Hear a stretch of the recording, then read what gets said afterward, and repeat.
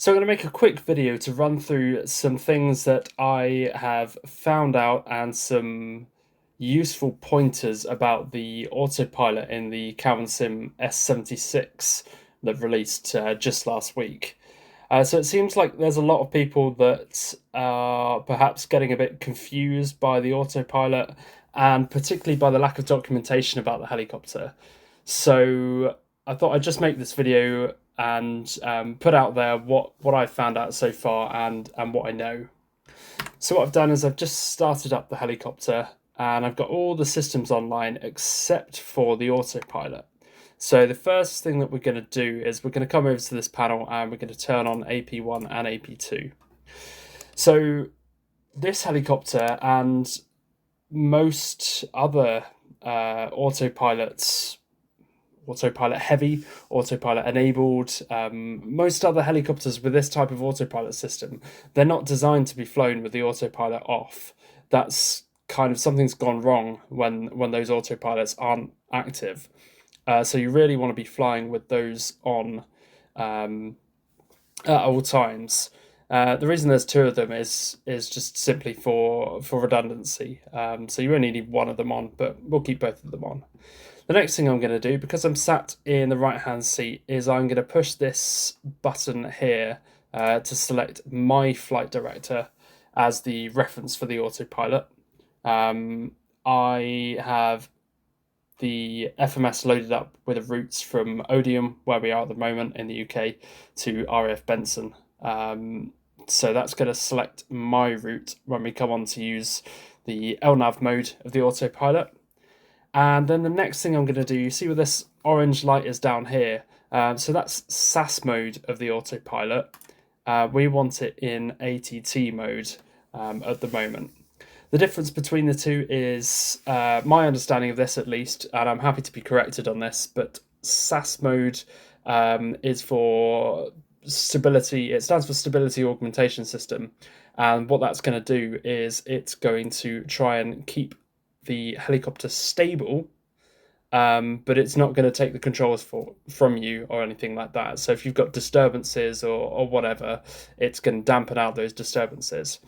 ATT, on the other hand, that takes an attitude set point and feeds that into the autopilot. So at the moment, say we're horizontal on the ground, the autopilot will actively take control to a limited extent of the controls and try and maintain that set point.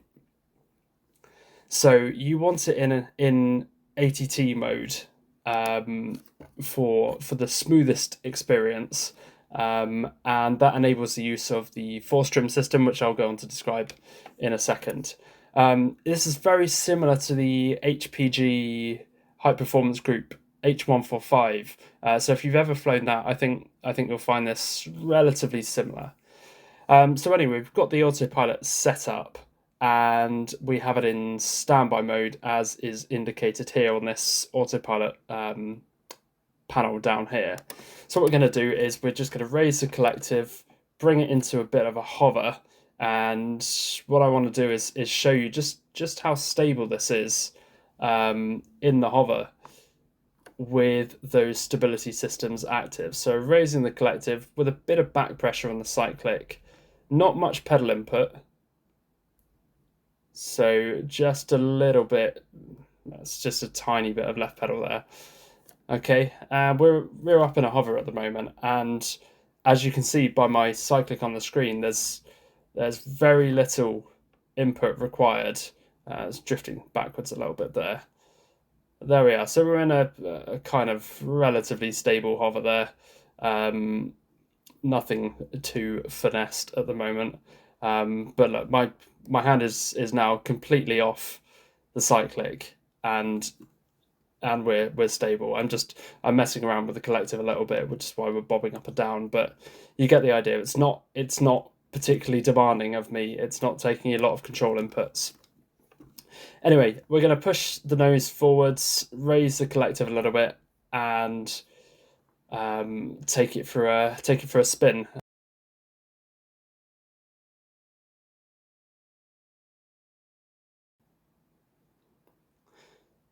So as we're in a turn, the first thing I'm going to demonstrate is the use of force trim.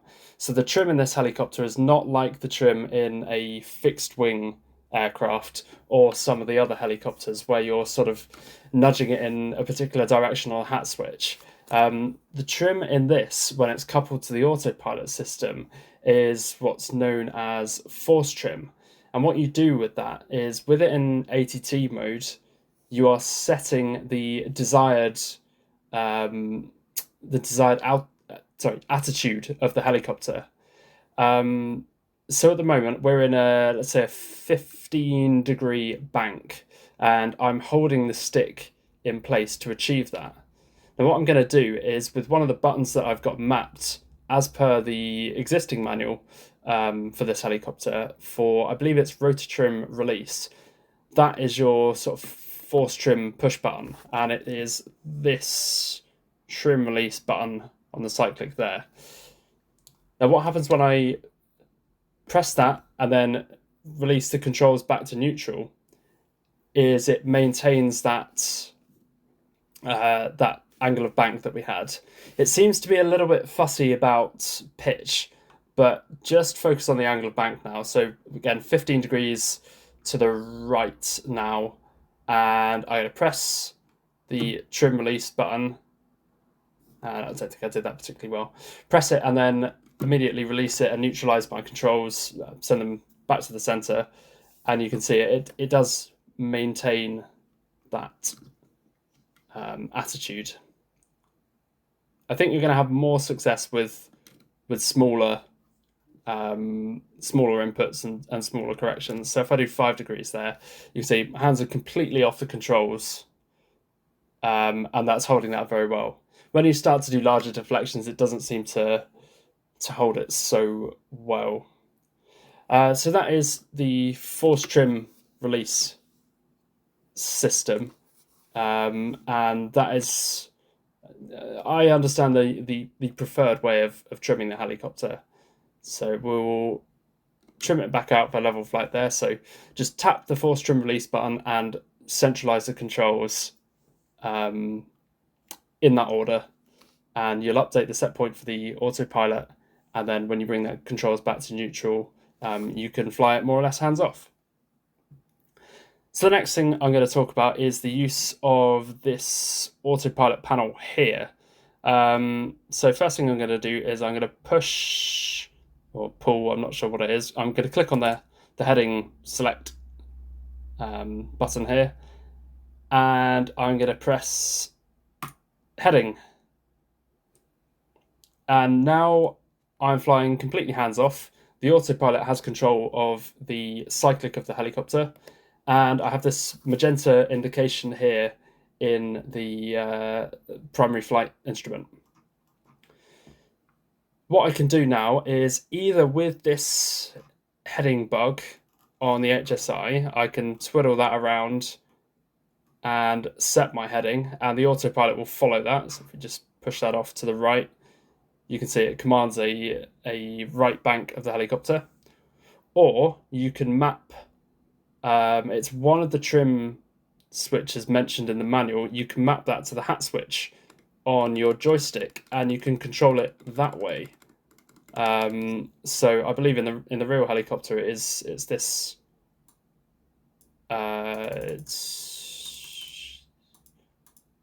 it would be on this hat switch, I believe, or on the collective hat switch. You can map that as per your choosing. But anyway, you can control that using the hat switches on the collective and cyclic in the real helicopter. But that's how you can set a heading for it to follow. And also you notice, so we've got a vertical and a horizontal magenta bar there.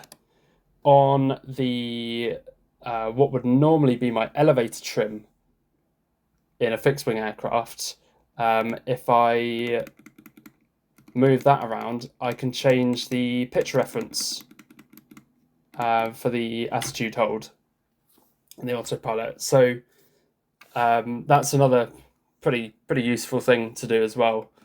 I didn't realize that, but even in heading mode, you can change the pitch reference of that. So the next thing I'm going to talk about, the next button along, is going to be vertical speed mode. And I'm just going to use this window here. I'm going to scroll down and dial in a pre-selected altitude of 2,000 feet. So 1,620 feet at the moment. Going to dial that in. And I'm going to press this Alt Pre button, so altitude pre-select. And you'll see that it says ARM, altitude pre-select appears in the primary flight instrument window. And so that altitude, once you reach it, it will hold that altitude. But we need to get there first. So we're going to use vertical speed mode to initiate a climb up to that altitude. So in this window, when you move this, when you use this wheel in that window, that's still adjusting your pre-selected altitude. So you need to use one of those trim hat switches in order to set your desired vertical speed. So you can see I'm doing that now using the, I'm going to call it the elevator trim hat switch on my joystick. But obviously that's not what it is for this helicopter. And we'll set a desired vertical speed of 1,000 feet per minute in. And you can see once it gets close enough, that switches over to altitude capture. And then once we fully reach our desired altitude, we'll move on to altitude hold.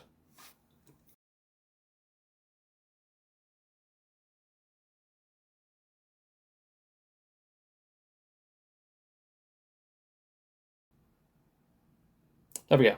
So altitude mode is now in green. We're holding that altitude.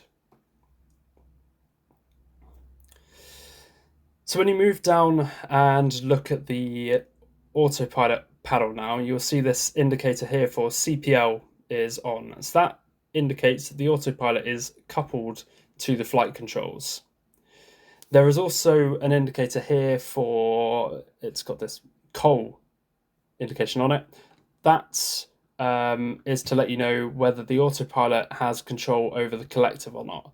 Now, at the moment, it's just managing heading and altitude hold by changing the pitch of the helicopter only, so not the collective. If we were then to go and activate the indicated airspeed hold, now, in order to achieve that level of control, it needs to take control of the collective. So you see the collective indication is now on. And again, we can modify the desired speed set point using one of the trims. I have that as the up and down elevator trim on my joystick. So I have a pre-selected route, a pre-planned route plugged into the FMS, and you can see I'm now intercepting that route with the heading bug. What I'm going to do is I'm going to press this nav button, and now that I've started to intercept it, it's going to capture that route, and we will begin following the LNAV FMS planned route. So you have to be, I think it's within 2 of these dots to actually capture the route. If not, it will simply be armed, and you have to use the heading bug to intercept the LNAV route, if that makes sense. So it's not like you press the button and it just immediately takes you to the route. You have to do a bit with the heading bug to get it moving towards the route to begin with. So for a basic autopilot introduction, I think that's about all we need to discuss. So certainly most of the buttons on here. As well as that, you have a glide slope, ILS, hold mode, and a VOR approach. I presume that is localizer only in that mode. And there's a decel mode as well, which will slow down the whole helicopter as you approach the runway. I've not experimented too much with those, so I can't really say how they work. But certainly for the others, I've had absolutely no issues at all with the autopilot in MSFS 2024. But as an introduction to the autopilot, I hope that helps. I thought it was a bit of a shame to see that this is, in my opinion, quite a well simulated helicopter, but the lack of documentation does let it down, and I think with such a complex autopilot, it can be difficult to get your head around it at first, and you can jump to conclusions like it's a load of rubbish, it's not doing what it should do.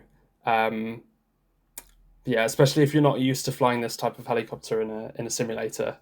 But yeah, I hope this video helps, and if nothing else, is a bit of a showcase of the autopilot on this helicopter.